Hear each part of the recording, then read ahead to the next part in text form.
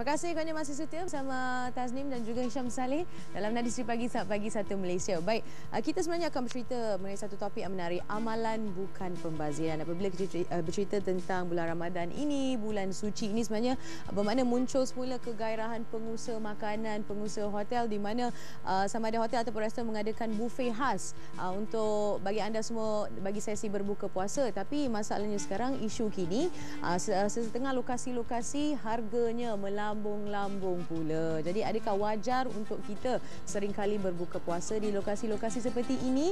Adakah ini merupakan amalan pembaziran sebenarnya?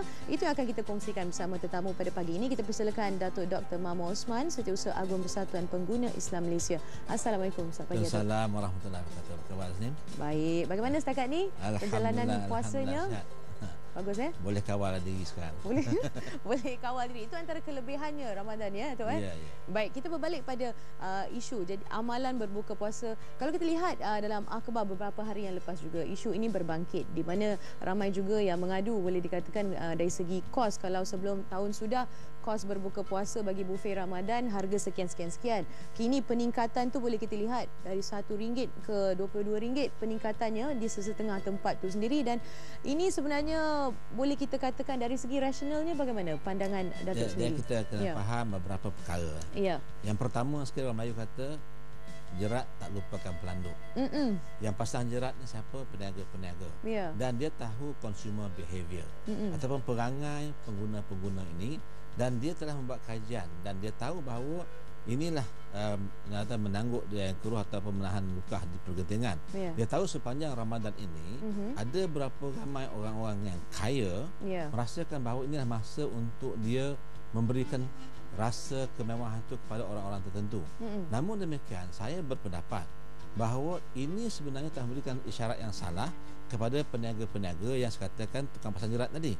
Peniaga-peniaga merasakan bahawa aku naikkan harga pun akan ramai lagi orang datang. Dan ada sebahagian orang tu merasakan bahawa lagi mahal tu dia rasa lagi bangga. Dan ini satu behavior atau perangai sebahagian daripada orang yang kita katakan tadi berada. Tak salah untuk mereka demikian. Tetapi saya merasakan Ramadan ini adalah rahsia dia. Rahsia dalam supaya kita tidak merasa ujub. Kita sepatutnya merasa lebih tawaduk dan lebih zuhud. Artinya kalaupun kita boleh bermewah-mewah, kita turunkan taraf kemewahan kita untuk merasakan betapa susahnya orang susah. Sebab kata orang, susah-susah orang senang tak sama dengan senang-senang orang susah. Jadi saya merasakan bahawa contohlah katakan kamu nak membagi makan kepada anak yatim. Satu hari yang kita bagi itu mungkin kita belanja sampai RM5,000, sedangkan RM5,000 itu boleh diberi makan untuk seluruh anak yatim di satu tempat itu untuk mungkin barangkali sebulan. Jadi bagi saya kita kena fikirkan antara keperluan dengan kemahuan kita. Memang kemahuan kita nak memberikan mereka merasa sedikit kemewahan, tetapi sebenarnya tarbiyah Ramadan ini bukan untuk orang merasa kemewahan, untuk orang merasakan bagaimana bahawa dalam kesenangan kita ada orang lain yang lebih susah. Dan sebab itulah kita lihat bagaimana ayat Al-Quran misalnya menceritakan, tahukah kamu siapa yang mendustakan agama, iaitu yang menghardik anak yatim dan tak beri makan orang miskin. Ini tujuannya. Tapi kita pastikan bahawa jangan sampai kita memberikan isyarat yang salah kepada peniaga-peniaga. Satu. Yang kedua, saya merasakan bahawa berlaku kesilapan dari segi teknik pengambilan makanan. Sepatutnya kita mengambil makanan lebih banyak waktu bersahur. Dan waktu berbuka puasa itu cukup sekadarnya. Kemudian kita beribadah, dan ini lebih baik sebab selepas itu kita akan tidur. Kerana ia akan mengelakkan beberapa perkara. Penyakit seperti misalnya reflux esophagitis, obesity, orang Melayu satu kembung, angin dan sebagainya. Sebab masa itu kita berehat dan proses daripada gastrointestinal tract kita tidak seaktif waktu siang. Sebab itu saya nak mencadangkanlah. Cuma kita fikirkan sekarang ni kita galakkan makan itu seperti biasa, macam makan tengah hari itu waktu sahur, dan kemudian waktu malam itu makan sekadarnya. Dan ini yang sepatutnya kita fikirkan untuk pertama sekali sepanjang Ramadan ini, di samping kita memperkasa dan membesarkan kita panggil emotional quotient and spiritual quotient, kita juga memperbaiki sistem fizikal kita supaya kita memberikan kerehatan kepada GIT kita, gastrointestinal tract, dan juga perkara-perkara lain. Jadi berbalik kepada isu ini, saya berharaplah Pertama sekali pengguna kena bijaksana. Yang kedua, saya nak juga berharap supaya mungkin barangkali persatuan restoran ke persatuan hotel-hotel ke, mereka akan duduk bersama supaya lebih kita panggil prihatin dan rasional. Memang separuh-separuh hotel tu sampai 100 lebih. Tapi alasannya dia kata dishes dia banyak. Lepas tu digunakan barangan-barangan yang berkualiti. Persoalan saya ialah perut orang tu bukan bulan Ramadan ni jadi besar. Dia punya perut bersatu juga. Dan ini kapasiti dan kemampuan dia setakat itu ya. Lepas tu yang kedua, saya nak jugalah kalau ada bagaimana cara supaya ada pemantauan daripada pihak berkuasa supaya dia memberikan apakah sebenarnya harga yang bersesuaian kalau dishes ini sekian banyak. Sebab bagi saya kita tidak mahu kalau tidak ada satu guideline, dan guideline ini untuk membantu kita bagi memudahkan supaya semua pihak menang. Kita tak mahu juga peniaga-peniaga rugi sebab kita faham bahawa tidak salah dan bukannya haram untuk membuat keuntungan, tapi yang salahnya adalah profiteering, mengambil kesempatan dan akhirnya yang ruginya pengguna. Tepat sekali. Baik, jadi seperti mana yang Datuk sebutkan tadi, mungkin itu merupakan salah satu cadangan yang cukup baik. Dan bukan itu saja, saya nak kongsikan maklum balas rakan kita di Facebook ni Datuk. Rozi Maria mengatakan, Assalamualaikum, ukur baju di badan sendiri. Pada pendapat saya yang kerdil ini tidak salah jika kita makan di hotel atau restoran, akan tetapi sebaiknya sedikit kelebihan yang ada diagihkan kepada yang memerlukan. Seafdalnya bersederhana, mulakan berbuka puasa dengan memakan tamar. Dan selebihnya, ada juga rakan kita yang mengatakan makanan hotel tak sedap jika dibandingkan dengan di luar. Harga hampir 90 plus katanya. Sepinggan pun dah cukup. Perut kita ni bukan sebesar Jaws. Amboi, katanya bukan sebesar ikan Jaws kan. Jadi tapi persoalannya kini apabila diajukan daripada apa yang terpapar dalam akhbar beberapa hari lepas, apabila soalan ni diajukan kepada pengusaha-pengusaha hotel ataupun pengusaha-pengusaha restoran mewah, katanya rasionalnya mengapa mereka menaikkan harga ini saban tahun kos buruh meningkat, nak bayar pekerja, kos nak beli sayur-sayuran, apa ni, ayam, ikan dan sebagainya meningkat. Jadi adalah logik jika mereka menaikkan harga. Katanya harga tidak boleh sama setiap tahun. Itu rasionalnya. Kita kena pandangan lihat. Mereka bagaimana? Dia saya kata tu nombor 6 lah. Tasnim kata nombor 9. Dia pun tak salah. Peniaga ni dia akan bagi justifikasi untuk membenarkan apa pun wrongdoing dia. Kalau kita mengatakan bahawa harga meningkat, buruh meningkat, dia kurangkan jumlah discharge, you kurangkan jumlah hidangan. Sebab kita tahu bahawa you tahu macam-macam hidangan pun rambang mata. Kita tak mungkin boleh mengambil semuanya, dan yang menjadi masalahnya lah apabila diletakkan semua cabaran itu, akhirnya majoriti orang akan leka pergi kerja sana, dah orang ramai berpusu-pusu, berbumbung, patutnya makan sedikit, bukannya makan jadi macam bukit. Macam bukit, macam gunung pinggan tu. Lepas tu dia kita yang penting sekarang kita kena faham. Saya nak ingatkan sahabat-sahabat kita yang di luar sana bahawa yang kita kena kerjakan yang utama. Yang utama ialah supaya kita bersegera sembahyang. Buka puasa tu pun disegerakan supaya semua tu disegerakan. Bukannya kita buka puasa segera lepas sembahyang hujung-hujung. Kita kalau boleh nak joinkan sekali dengan isyak. Bagi saya ini satu kesilapan yang sering berlaku, yang sepatutnya kita ada internal auditing bahawa KPI kita begitu. Tahun dulu kalau aku telah buat silap, tahun ni aku tak nak buat lagi. Jadi berbalik kepada justifikasi daripada hotel-hotel atau restoran owner ini, bagi saya lihat dari segi aspek yang memberikan keuntungan kepada pengguna juga. Sebab bagi saya kalau kita katakan kos buruh meningkat dan sebagainya, dia kurangkan jumlah dishes. Dan mungkin bagi saya kalau kita boleh lihat bagaimana dia menggalakkan supaya orang tidak melakukan pembaziran. Kita boleh check dan enforce. Kalau orang makan tak habis, dia mungkin kena penalti. Sebab bagi saya perkara-perkara yang demikian ini, apa pun kita buat, dia mesti ada konsep memberikan tarbiyah ataupun latihan. Dan hotel mesti memahami bahawa sepanjang Ramadan ini adalah masa untuk melatih. Sebab 11 bulan kita dilatih oleh syaitan. Kita diberikan nafsu begitu-begitu ni. 11 bulan ni Tuhan ikat semua syaitan ni. Tapi kadang kita pun lebih banyak syaitan pula. Bagi saya, maksudnya begini. Masa inilah kita kena lihat dan kaji apakah dia matlamat berpuasa itu, iaitu untuk memberikan sifat ruhama ubainahum, berkasih sayang sesama orang Islam. Yang pertama sekali berkasih sayang itulah di kalangan keluarga kita. Inilah masa barangkali kita boleh buatkan satu program, pastikan semua anak pinak kita, menantu cucu makan bersama. Lepas tu kita amalkan perkara-perkara lain untuk misalnya dengan jiran kita bagi makan, hantar dia makanan. Kadang-kadang jiran kita tu 11 bulan yang lalu asyik bau sambal belacan, asyik bau asam tumis, tak pernah merasa. Sekali-sekali bulan Ramadan bagi. Sebab bagi saya perkara-perkara ini kadang-kadang kita duduk rumah kita selesa, okay, belakang rumah kita mungkin ada setinggan.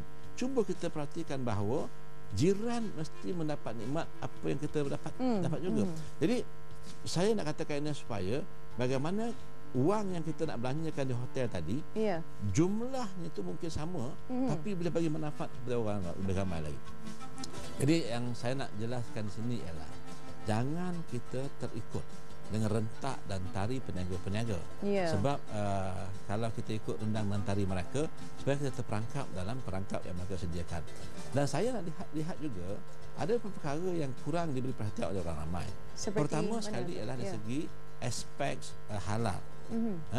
Kita dapati banyak sekarang ni orang berpusu-pusu, dan tak semuanya yang buat buffet Ramadan ataupun restoran atau hotel memang mendapat pengesahan halal daripada badan yang ditilak atau JAKIM ataupun Jabatan Keputusan Negeri. Ini tidak diberi perhatian oleh semua. Kita kadang-kadang lupa ataupun kita alpa ataupun tak peka sebenarnya. Betul. Kita terlepas pandang. Dan lepas tu yang kedua barangkali adalah aspek-aspek kebersihan, tapi ini mungkin lebih kepada bazar Ramadan. Aspek kebersihannya sangat menakutkan kita. Betul. Dan banyak saya di klinik tu sepanjang Ramadan ni kes gastroenteritis meningkat pula. Dan saya merasakan bahawa perkara-perkara ini sebenarnya adalah antara keutamaan agama, iaitu menjaga kebersihan, menjaga benda yang halal. Dan lepas itu yang penting adalah keprihatinan kita kepada environment. Kita makan macam-macam tu dengan plastik sana buang sini, akhirnya kita merosakkan alam sekitar. Saya nak ceritakan ini adalah supaya kita melihat dari segi keseluruhannya. Ramadan ini kita membuat checklist apa yang selama ini telah aku tinggalkan, sama ada dari segi pemakanan kita yang telah silap, aktiviti harian kita yang telah silap, yang selama ini barangkali kita tidak perhatian kepada kesihatan diri kita, kesihatan alam sekitar. Dan saya nak minta sangatlah, ini mungkin keluar sikit ni, bulan Ramadan ini sahabat-sahabat yang misal rokok tu berhentilah. Ini satu bulan yang boleh memberikan latihan supaya kita dapat berhenti daripada demikian. Dan kita lihat kalau di hotel tu memang sepatutnya tak boleh merokok, ada pula di satu corner tu ada sudut khas. Ini semua bagi saya sebenarnya telah memalukan sama hotel atau restoran sendiri, bahawa dia sebenarnya menyebabkan kerosakan kepada orang. Jadi bagi saya sebagai pengguna, sesiapa pun yang merosakkan kita tak sepatutnya kita sokong. Jadi bagi saya mohonlah supaya pengguna-pengguna sokong dan dokong pada restoran ataupun hotel yang dapat halal, yang menjaga kebersihan, yang menjaga kesihatan kita. Ini sebenarnya adalah perkara-perkara yang lebih penting yang perlu diberi perhatian daripada sibuk mencari hotel mana nak buka puasa. Betul. Berapa menu yang disediakan, 80, 120, 40 jenis. Kita seperti mana Datuk sebutkan, dari unsur-unsur kebersihan, yang paling penting halal tu sendiri. Kerana betul juga, kadang-kadang kita asyik nak memilih kan hotel mana, berapa jenis menu, kita terlepas pandang hotel ni sebenarnya halal ke makanan-makanannya. Jadi ingin saya kongsikan juga maklum malas, ramai yang juga menghantarkan komen di Facebook. Di antara yang mengatakan, Zasha mengatakan, orang yang berkemampuan saja memilih berbuka di hotel. Seeloknya berbukalah di rumah, mudah untuk solat. Jika ada jemputan, berbuka di hotel memadailah sesekali sahaja. Siti Hawa, salam. Harga untuk seorang boleh untuk 5 orang makan di rumah. Tepuk perut, tanya hati. Tanyanya Amimah pula, tak payahlah berbuka di hotel, buka saja di warung jimat. Jadi seperti apa yang boleh kita rangkumkan daripada apa yang diperkatakan oleh ini, sebenarnya bulan Ramadan ini, bulan kita berpuasa ini adalah satu peluang untuk kita mengelakkan pembaziran secara maksimum. Tapi ini tidak dipraktikkan. Bukan kalau kita tak bercerita tentang hotel, Datuk, kalau di bazar tu sendiri, tak kalau kita pergi ke bazar, kita pulang berplastik, berbag-bag, tapi tak semestinya kita akan sentuh makanan-makanan tu, Datuk. Barangkali tukar nama bazar jadi bazir. Bazir, betul. Sebab bagi saya macam ni, kita, bagi saya, orang nak mengambil peluang berniaga digalakkan. Tetapi kita sebagai peniaga mestilah mencari keberkatan dalam apa-apa rezeki yang kita peroleh. Kalau tahun lepas kita kurang memberikan perhatian, misalnya saya nak beritahu lah, orang kadang jual air, macam-macam jenis air. Kita pastikan bahawa air itu memang air yang bersih. Kadang-kadang air itu tak dimasak, tak ditapis, dan macam-macam berlaku. Kadang-kadang misal saya contoh jual air tebu tu tak bersih, kita takut nanti akan dapat leptospirosis dan kuncing tikus dan sebagainya. Jangan sampai jadi wabak baru kita perasan. Itu juga sistem pembungkusan yang kita pakai. Dan bagi saya lah, saya harapkan sama ada di bazar Ramadan ke kat rumah kita sendiri ke, berikanlah perhatian khusus kepada perkara-perkara yang selama ini kita pandang remeh-temeh. Benda-benda kecil dan remeh-temeh yang akhirnya kalau tak kita jaga, dia akan menjadi membesar, menjadi barah, dan akhirnya yang menyebabkan kerosakan kepada diri kita, environment kita. Sepanjang Ramadan ini, saya harap semua pihak, sama ada kerajaan, ahli perniagaan ataupun kita sebagai pengguna, kita mesti fokus dan fikirkan bagaimanakah untuk kita mencapai KPI kita sendiri. Apakah KPI kita? Pertama sekali, elakkan pembaziran. Sebab bila Tuhan suruh kita makan, Tuhan kata jangan kita ikut langkah-langkah syaitan. Pembaziran, kotor, itu semua langkah-langkah syaitan tu. Ujub, langkah syaitan. Tak ingat orang susah, langkah syaitan. Itu kita kena ada KPI tu, buatkan checklist. Lepas tu yang ketiga, yang kita kena cek apa perkara-perkara negatif yang aku azam untuk tinggalkan. Fa iza azamta fatawakkal 'ala Allah, innallaha yuhibbul mutawakkilin. Kita kena berazam sungguh-sungguh. Kalau tahun lepas kita boleh kurangkan rokok daripada 10 batang sehari, bulan tahun lepas 5 jadi. At least tahun depan kita boleh cuba kurangkan lagi. Begitu juga kalau kita tahun lepas kita tak dapat tarawih penuh, kalau kita buat tahun depan pun pasal tarawih ini dia ada banyak perkara yang kita kena lihat. Kadang-kadang tu sebagai surah dalam masjid tu dia buat sedikit more. Tujuan more itu kan untuk kita makan. Tujuan more itu adalah untuk kita bersosialisasi, kenal pakcik nama siapa, anak menantu dia siapa. Sebab dalam Islam ini yang pentingnya ukhuwah, persaudaraan, persahabatan itu. Kadang-kadang kita sembahyang hari-hari sebelah kita. Siapa nama sembahyang sebelah kamu? Tak tahulah, tapi dia pakai kereta Ferrari. Itu yang diingatnya. Jadi saya inilah masa tanya dengan pakcik siapa ya. Sepanjang Ramadan ni banyak perkara yang kita boleh perbaiki, banyak perkara-perkara yang boleh kita perbuat. Dan saya nak harap sangatlah supaya cuba kita amalkan beberapa perkara yang sebenarnya itulah amalan Rasulullah sallallahu alaihi wasallam, sama ada Ramadan ataupun bukan Ramadan. Iaitu Rasulullah itu dia apanya? Dia melihatkan hari itu yang dia nak makan itu orang lain dah dapat makan belum. Kita hari ini tak kira fikir. Terutamanya saya nak minta lah supaya hari ini kita lihat karena sedih ada mak yang ditinggalkan jauh entah ke mana. Sedih sangatlah. Jadi kita sebagai orang yang berada, terutamanya orang-orang muda dan sebagainya, pastikan Ramadan ini mak kita dengan kita. Atau paling tidak adik-adik kita sesekali kita bawa je makanan kita di rumah kita. Sebab bagi saya, apalah artinya kita makan yang mewah sedangkan orang yang lain yang kita sebenarnya tidak. Terutamanya ibu bapa kita atau saudara mara kita yang susah yang kita tahu ya. Lepas tu yang kedua, kita lihat macam mana Rasulullah itu dia meningkatkan sama ada tilawatul Quran dia, sama ada ibadah solat dia, ataupun segala-segalanya sama ada untuk amal persendirian diri dia sendiri, kita fardu ainnya, dan juga untuk fardu kifayah dia. Masa ni nak buat. Kalau masa inilah kita tak pernah nak pergi bersihkan surau, tak pernah bersihkan kubur, tak pernah bersihkan masjid, buatkan amalan tersebut ya. Jadi kalau duit yang kita nak bagi kepada makan mewah di hotel tu, kita transfer, kita agihkan kepada aktiviti-aktiviti seperti ini. Saya rasa yang penting hari ini kita balik, kita fikir, tak guna dengar TV, dengar radio, kita tak ada action plan. Hari ini kita buat action plan kita. Okey, apa yang kita kena buat? Bangun tidur mesti lebih awal. Dan jangan besok cek dia. Lepas tu hari ni aku mesti baca Quran paling tidak pun 2 ayat. Lepas tu lepas asar ni aku tak nak tidur, aku nak baca balik terjemahan Al-Quran. Dia ada peningkatan. Peningkatan ini baru kita buat KPI. Sebab bagi saya selalulah kita berdoa supaya hari ini lebih baik daripada semalam, esok lebih baik dari ini. Tapi doanya, tapi kita tak buat. Kita tak melakukan. Macam juga kita dekat amalan di hotel dia kan. Tahun lepas kita pergi 5 kali. Katakan tahun ni kita fikir-fikir 5 kali aku sekali makan RM100, RM500. RM500 ni beli baju untuk mak lah.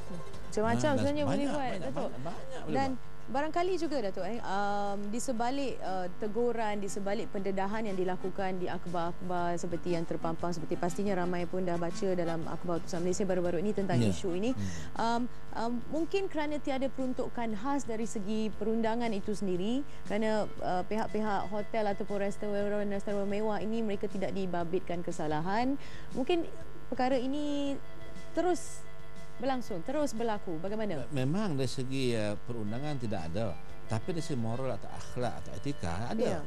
Kita lihat bahawa sesiapa pun, malah orang tu anutan agama apa, ideologi apa pun, tak ada siapa pun menggalakkan pembaziran. Tidak ada siapa pun menggalakkan penipuan ataupun kita panggil misleading information. You mislead, you buat presentasi makanan begitu cantik mewah, lepas tu kadang-kadang tu bagi saya lah kualitinya belum tentu terjaga lagi. Saya pun pernah pergi kadang-kadang melihat restoran dan hotel. Kalau you tengok tu mungkin dia punya presentation makanannya okey, you tengok cawannya berkeladak, pinggannya berkeladak pun ada. Jadi bagi saya aspek-aspek itu kena lihat. Kalau masa tu kita lihat kat dapur dia, saya rasa kita tak tahu. Tak tahu. Mungkin tak sanggup makan. Baik. Jadi di masa yang berbaki ini, bagaimana boleh Datuk sarankan sendiri kepada mungkin bagi pihak pengusaha perniagaan ini sendiri, mungkin ada, seperti mana Datuk cadangkan tadi kan, mungkin ada di masa akan datang, mungkin tahun hadapan mungkin ada satu badan sendiri untuk memerhati dari segi menunya, dari segi package-package yang ditawarkan supaya kita boleh seragamkan barangkali harga yang tidak begitu tinggi.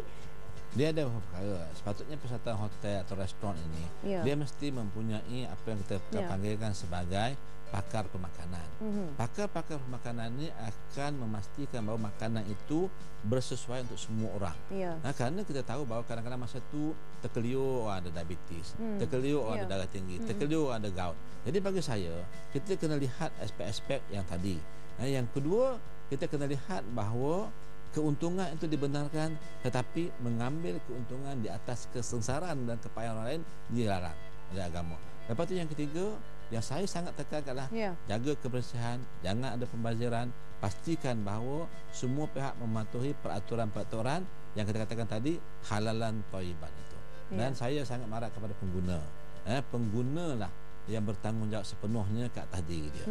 Kita yang bertanggungjawab mendapatkan maklumat yang tepat dan membuat pilihan yang tepat, kerana macam kata tanya awal tadi, ukur baju di badan sendiri, tanya keimanan kita, tanya apa aku dapat, apa masyarakat aku dapat kalau aku buat begini. Dan saya tak salahkan mana-mana pihak, tetapi saya merasakan bahawa kita patut tanya diri kita. Kalau kita mereka mencari kesalahan orang lain, kita tak akan maju. Kalau kita mencari kesilapan kita dan perbaiki kesilapan kita, insya-Allah saya tekan kita ini iaitu kerajaan, pihak pengusaha dan semua pihak, insya-Allah. Baik, terima kasih Datuk Mahmud Osman di atas sedikit sebanyak boleh kita katakan perangsang ataupun panduan kepada anda semua yang menonton pada pagi ini supaya kita mempelajari sesuatu daripada keberkatan bulan Ramadan ini di mana kita terus amalkan kesederhanaan dan kita elakkan pembaziran. Sekali lagi terima kasih Datuk dan